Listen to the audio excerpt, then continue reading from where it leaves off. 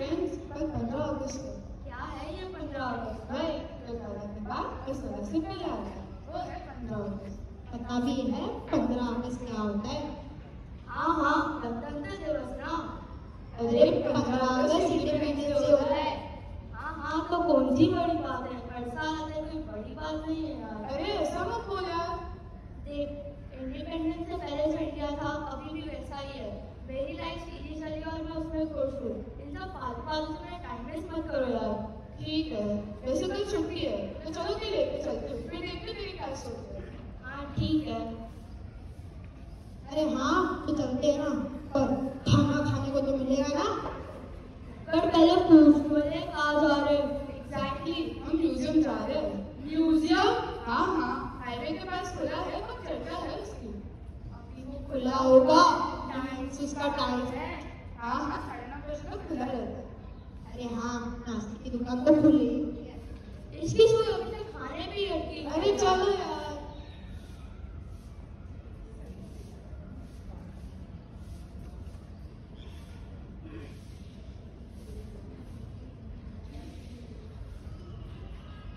अरे वाह यार, ये पुतला कौन है? Excuse me, I am not a पुतला, मैं आपकी मैनेजर हूँ। सॉरी बहन जी, आई मीन मैम।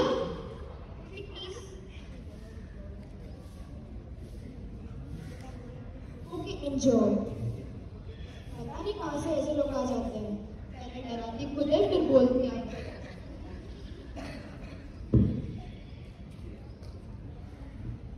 वाह यार, क्या फोटो बनाया है। हाँ यार, वैसे कौन है ये लोग? ये सब बैग स्टैचूज हैं। तो मेरे कब का इंसान है? बैग स्टैचू ही तो है।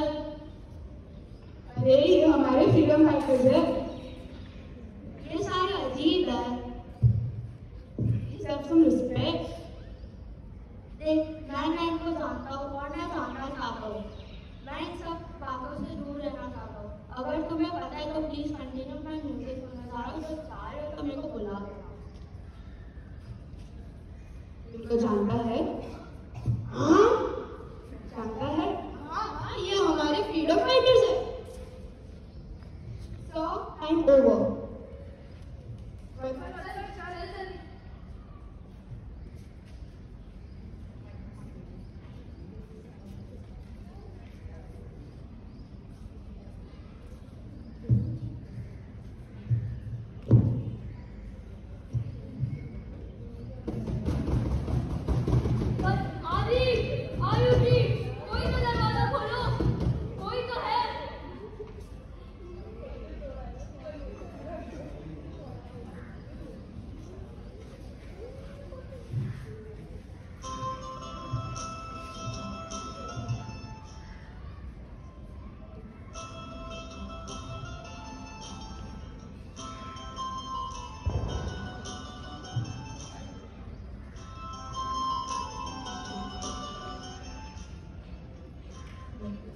मेरा नाम भगत सिंह है। आज तक आप लोगों ने मुझे हाथ और मूंछ में देखा होगा, पर आज मैं आपके सामने 10 साल की उम्र में हूँ। इसी साल की उम्र में मैंने अपने देश की आजादी के सपने देखे थे, पर आज जब मैं इस देश को देखता हूँ तब ऐसा लगता है, क्या ये वही देश है जिसके लिए मैंने, सुखदेव ने, राजगुरु ने हंसते हंसते फांसी ले ली थी? आज जब मैं इस देश को देखता हूँ तब लोग अपनी जेब भरने में लगे हैं, एक दूसरे को तकलीफें दे रहे हैं।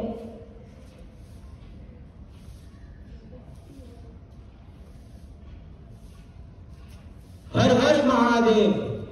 मैं हूँ महाराणा प्रताप मेवाड़ से। मेवाड़ के लिए मैंने क्या क्या नहीं किया और भारत को भारत रखने के लिए मैंने कई युद्ध लड़े। हमने राजपूत से कहीं व्यवहार भी किया और जो भी किया वो मैंने मेरे देश भारत के लिए किया। ईरान से लेकर मिस्र तक मैंने मेवाड़ की नीचे वस्तु का व्यापार किया।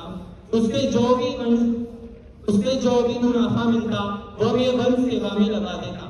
मेरे लिए पर्वत से भी ऊंचा मेरा भारत है, यह मेरा मानना था। लेकिन आज का जो यह भारत है वो मेरा काल्पनिक भारत बिल्कुल नहीं है। मेरा पूरा योगदान व्यर्थ हो गया।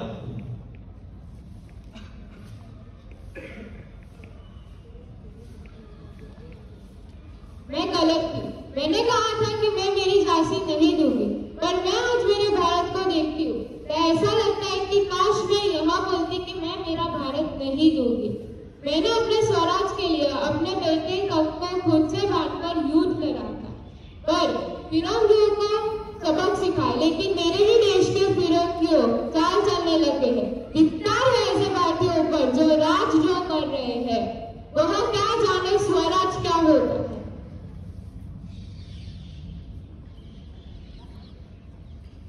मेरा नाम दादा भाई नारोजी है।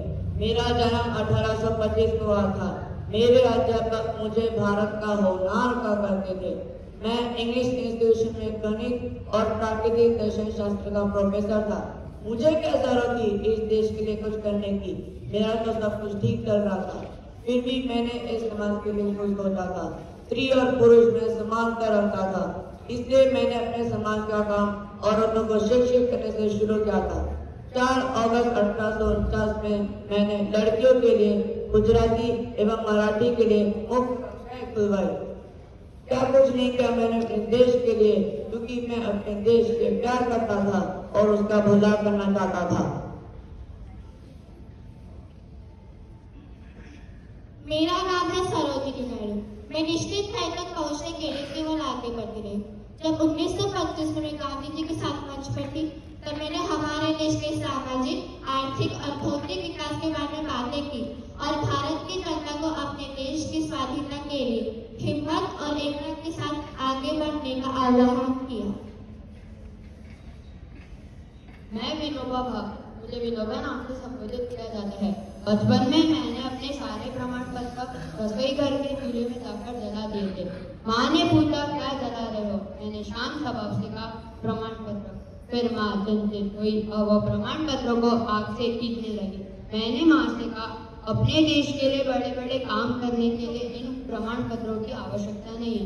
माँ ने कहा इनके बिना तुम्हें नौकरी कौन देगा? क्या करोगे इनके बिना? मैंने कहा मुझे इनकी आवश्यकता नहीं है। गांधी जी ने स्वयं मुझे अपना दत्तक पुत्र मानकर दरिद्र नारायण जैसी उपाधि दी थी। उनके आश्रम में सबसे कड़ी मेहनत करने वाला शिष्य मैं था।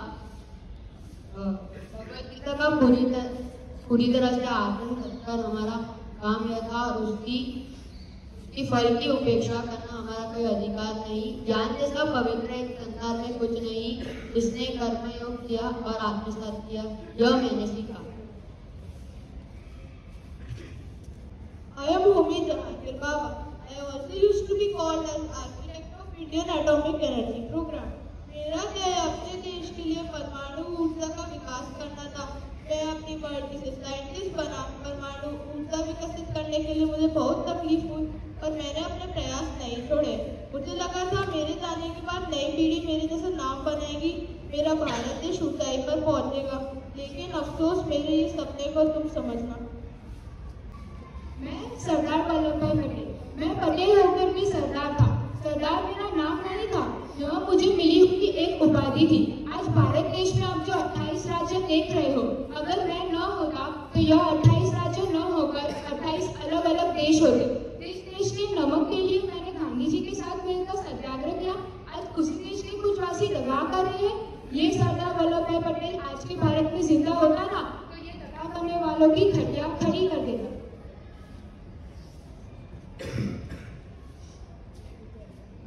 I'm Subhash Chandra Bose. I was a man of strong willpower who greatly contributed to Indian independence. I visited various countries to ally with me to fight the British government. I also started the Azad Hind Radio in Germany to lead our Indian independence movement on a global platform. For my work, I was also known as Netaji. Due to my nationalist approach, I went to jail various times. In 1943, I enlisted in the Indian National Army. तुम मुझे खून दो, मैं तुम्हें आजादी दूंगा was my well-known statement as well as Delhi Chalo and Jai Hind.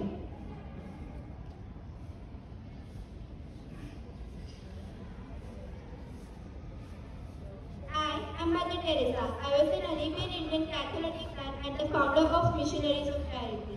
When I was small, I was fascinated by the stories of lives of missionaries At the age of 12, I was convinced that I should commit myself to religious work. I received several honorable rewards like Nobel Peace Prize and Roman Prize for my religious work.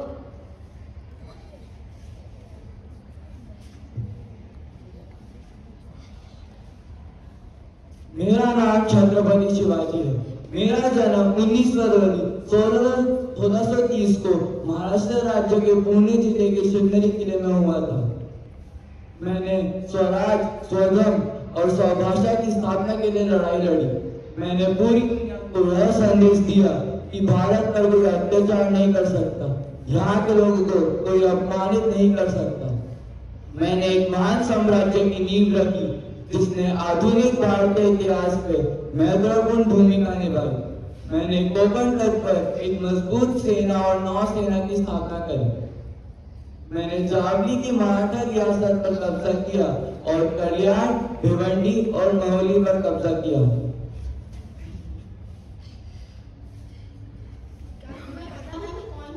तुम्हें तो हम सब अजीब पुतले नजर आ रहे हैं। मेरा नाम लाला लाजपत राय है। मेरा जन्म 1865 पंजाब में हुआ था। मुझे पंजाब केसरी भी कहते हैं। भले ही मेरा जन्म पंजाब में हुआ हो, पर अपने देश के लिए मैं एक पक्के राष्ट्रवादी, शिक्षा शास्त्री, विचारक, लेखक, सुवक्ता और भारतीय प्राचीन संस्कृतियों और मुनियों का पुनर्गठन करने वाला योद्धा था। भारत के प्रति सदैव नशीलता और स्वतंत्र विचार करने की आदत मुझे राजा छत्रपति शिवाजी के जीवन कथाओं से मिली। हमेशा स्वदेवी चीजों को महत्व है। देश में सर्वधर्म संभव हो, पर यह आज नहीं दिख रहा। इसलिए तुम्हारे जैसी नई पीढ़ी का योगदान जरूरी है।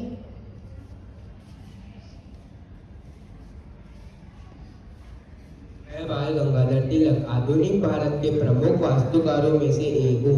मेरा जन्म 25 जुलाई 1856 को महाराष्ट्र के रत्नागिरी में हुआ था। मैंने स्वराज के पहले और मजबूत पत्रकारों में से एक हूँ। मुझे अपने अनुयायियों द्वारा लोकमान्य शीर्षक से सम्मानित किया गया था। मैंने 1914 में इंडियन लीग की स्थापना की। स्वतंत्रता आंदोलन के लिए मंच स्थापित किया। मैंने नारा दिया, स्वराज मेरा जन्मसिद्ध अधिकार है। तुम्हारे जैसों की वजह से मेरे देशों पर ग्रहण लगा है। ना जाने कब छूटेगा ये ग्रहण। बोलो, दोगे दान और तक अपने भारत के लिए?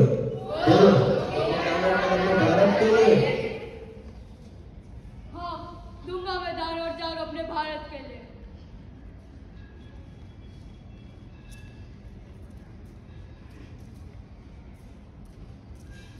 क्या हुआ वत्सल, क्या हुआ? अब मैं बताता हूँ कौन है ये लोग। ये हमारे वीर क्रांतिकारी है।